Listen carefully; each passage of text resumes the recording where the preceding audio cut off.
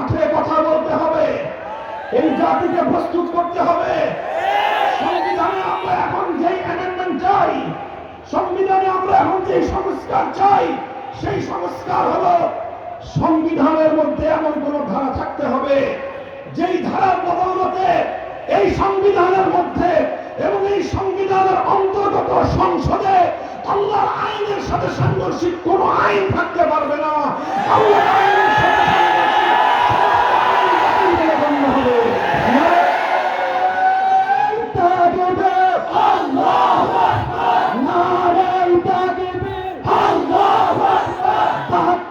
সংবিধান করতে হবে, বাতিল করা করতে হবে। সংবিধান ৭২ সংবিধান বাতিল করা করতে হবে। বিপ্লব বিপ্লব ইসলামী বিপ্লব, বিপ্লব বিপ্লব ইসলামী বিপ্লব। খুব ভালো করে আমার এই কথাটা বুঝে নেবেন। আমরা এই কারণে এই সংবিধানের কোরআন সুন্নাহ বিরোধী সার্বভৌম ধারার কারণে বাংলাদেশ আজ ধীরে ধীরে পর্যায়ক্রমে ইসলাম থেকে কতটা দূরে সরেছে, আমি শুধু তার দুটো দৃষ্টান্ত আপনাদের সামনে উপস্থাপন করি। এই সকল দুঃখজনক ইতিহাস, হৃদয়ে রক্তক্ষরণের রক্তমাখা ইতিহাস আমরা জাতির সামনে না বলতে বলতে আমাদের গোটা জাতি এক তৃণমূল্য জাতিতে পরিণত হয়েছে। এই যে নির্বাচন কমিশনের কিছু আইন তৈরি করা হয়েছে, আর নির্বাচন কমিশনে সকল রাজনৈতিক দলগুলোর নিবন্ধনকে বাধ্যতামূলক করার মধ্য দিয়ে ওলামায়ে কেরামের ইসলামী রাজনীতিকেও অভিশপ্ত কোরআন সুন্নাহ বিরোধী এই সার্বভৌম মানব রচিত আইনের খাঁচায় বন্দী করে ইসলামকে কাটছাঁট করে ইসলামের ধ্বংসের পথ তৈরি করা হয়েছে। আপনারা জানেন বাংলাদেশে একটা আলোচিত ইসলামী সংগঠন আমাদের অঙ্গনের ইসলামী শাসনতন্ত্র আন্দোলন নামে একটা রাজনৈতিক দল ছিল। কি নাম?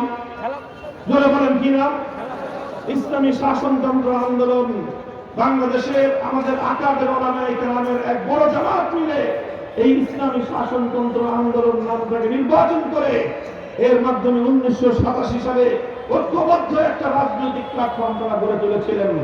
1987 সালে গঠিত ইসলামী শাসনতন্ত্র আন্দোলন প্রতিষ্ঠায় শাইখুল হাদিস আল্লামা আজিজুল হক রহমাতুল্লাহ আলাইহি, হযরত মাওলানা আব্দুল গফফার রহমাতুল্লাহ আলাইহি, অনেক আরো অন্যান্য মুফতি সৈয়দ হযরত মাওলানা সৈয়দ ফজলুল করিম পীর সাহেব চরমনাই রহমাতুল্লাহ আলাইহি, হযরত মাওলানা আব্দুল জব্বার পীর সাহেব, পীর সাহেব সাহেব আপনার ওই যে বাইতুল শরফের পীর সাহেব মরহুম হযরত মাওলানা দেলোয়ার হোসেন সাঈদী রহমাতুল্লাহ আলাইহি সহ আরো শীর্ষ ওলামায়ে কেরাম মিলে ইসলামী শাসনতন্ত্র অর্থাৎ আমরা বাংলাদেশে একটা সংবিধান প্রতিষ্ঠা করব, যেই সংবিধান হবে শাসন ইসলামী সংবিধান প্রতিষ্ঠার দাবির লক্ষ্যে দাবি আদায়ের জন্য এই নামে আন্দোলন এবং একটা সংগঠন করা হয়েছিল। কিন্তু অভিশপ্ত এই সংবিধানের আলোকে এই নির্বাচন কমিশন যখন রাজনৈতিক দলগুলোর নিবন্ধনকে বাধ্যতামূলক করলো, ইসলামী শাসনতন্ত্র আন্দোলনকে সেই আইনের মারপ্যাঁচে পড়ে শাসনতন্ত্র শব্দ বাদ দিতে হলো। কারণ ইসলামী শাসনতন্ত্রের দাবি করা এটা বর্তমান সংবিধান অনুযায়ী আইনের পরিপন্থী। বড় দুঃখজনক এবং মর্মান্তিক বিষয়, আমরা এদিন সেদিন সেটা মেনে নিয়েছি। এর চেয়ে ভয়ঙ্কর বিষয় হলো জামাতে ইসলামী নামে একটা সংগঠন আছে, আপনারা জানেন। জামাতে ইসলামের সাথে আমাদের অনেক মতপার্থক্যের জায়গা আছে, সেটা ভিন্ন জায়গায়।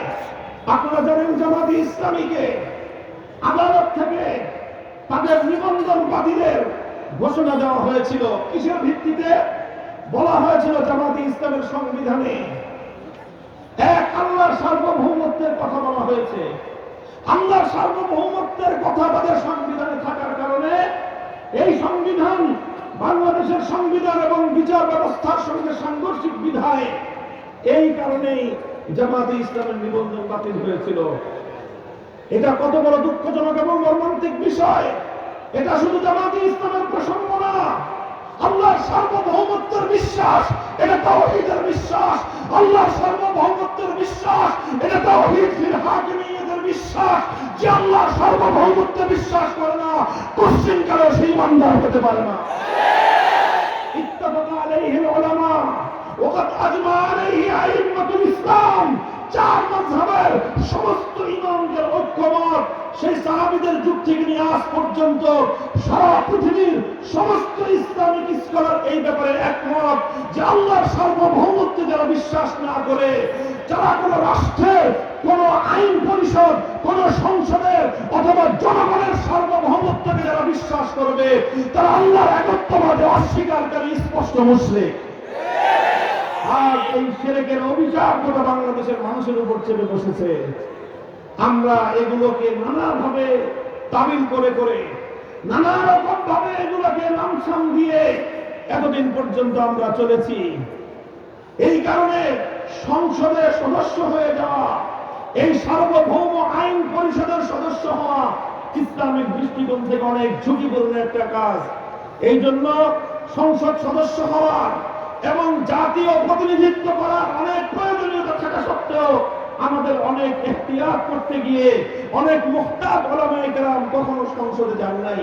সংসদে যাওয়ার জন্য তারা প্রার্থী হন নাই, কারণ সংসদে গেলে এই আল্লাহর সার্বভৌমত্বের সাথে একটা বাহ্যিক বড় সাংঘর্ষিকতা দেখা দেয়। বলবেন হুজুর তাহলে আপনি কি বলতে চান? এই বিষয়ে লম্বা আলোচনা আমি করব না। সংসদে যাওয়ার বৈধতার অন্য কিছু আরো উপায় রয়েছে, সেই সমস্ত উপায় দিয়ে আর কিছু তাবিল এবং কিছু কৌশলগত বক্তব্যের মাধ্যমে আমরা সংসদ সদস্য হওয়ার বৈধতা প্রমাণ করে আমরা যাই। কিন্তু কথা হলো এভাবে আর কতদিন তাবিল করে চলবো?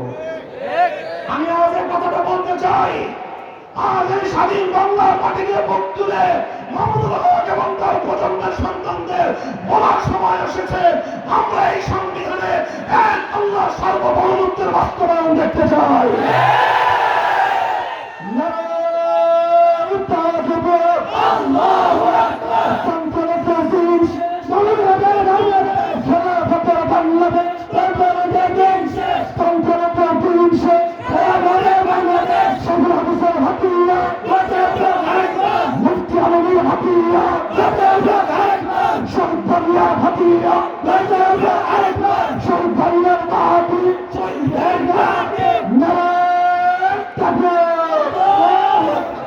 আপনারা কি আমার কথাটা বুঝতে পেরেছেন?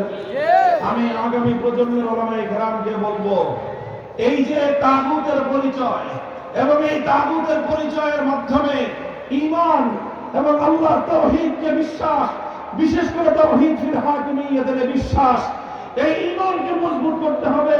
এই ঈমানের চেতনাকে জাতির মধ্যে ছড়িয়ে দিতে হবে। যারা মানব রচিত তন্ত্র মন্ত্রের দাবিদার, যারা মানব রচিত তন্ত্রের আদর্শে বিশ্বাসী হয়ে রাজনীতি করে, সেই সকল মুসলমানদের সন্তানদেরকেও এই ভয়াবহতা বুঝাতে হবে যে আজকে তোমাদের এই আল্লাহর তাওহীদ ফিল হাকিমিয়্যাত আইন তৈরি করবার সার্বভৌম ক্ষমতা একমাত্র তার। এই ধারা আমাদের সংবিধানে সংযোজিত না হওয়া পর্যন্ত এই সংবিধান কোনোভাবেই মুসলমানদের সংবিধান হতে পারে না। আগস্ট বিপ্লবের পরে এখন আমরা স্বপ্ন দেখতেই পারি যে আগামী পরবর্তী বিপ্লবটা হবে আল্লাহর সার্বভৌমত্ব কায়েম করার বিপ্লব।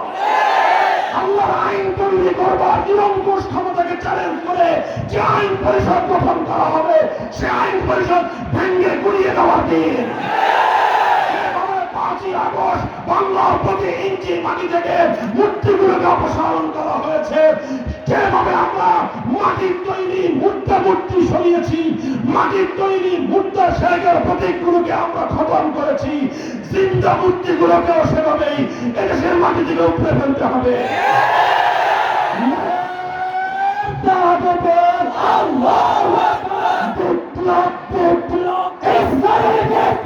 ইসলামের বিপ্লব, বিপ্লব, বিপ্লব, তন্ত্রমন্ত্রের দিন শেষ, আমাদের বাংলাদেশ, খেলাফতের বাংলাদেশ, তন্ত্রমন্ত্রের দিন শেষ, আল্লাহ জমিনে আল্লাহর রান তৈরি করবে, চলছেই চলবে, আল্লাহ জমিনে আল্লাহর রান। নারায়ে তাকবীর, আল্লাহু। এই বিপ্লবের জন্য প্রস্তুতি নেওয়া শুরু করে দাও। ইনশাআল্লাহ বিপ্লবের জন্য বাংলার মাটি প্রস্তুত।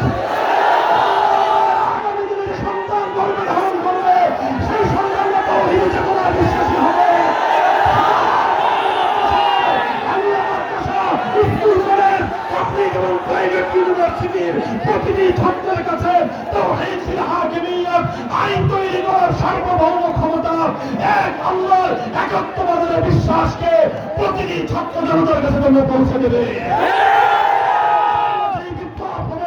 সে বিপ্লব আমেরিকার বিপ্লব হবে না, সে বিপ্লব গণতন্ত্র সমাজতন্ত্রের বিপ্লব হবে না, আগামী বিপ্লব হবে সোনার মদিনার আন্দোলনের বাস্তবায়ন করার বিপ্লব।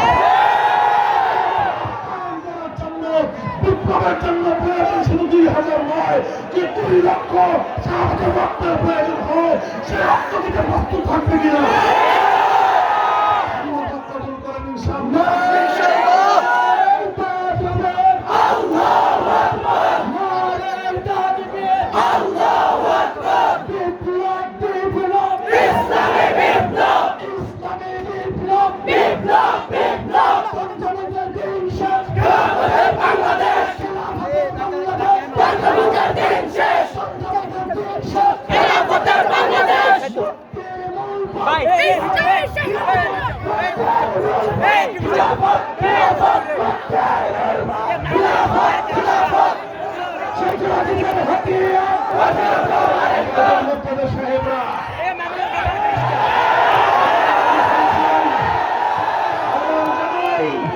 বাংলার মানুষের পাশ বুঝবার চেষ্টা করবেন। আগামী প্রজন্মের চেতনাকে দমন করতে পারবেন না। চেতনাকে দমন করার কোনো শক্তি পৃথিবীতে আবিষ্কার হয় না।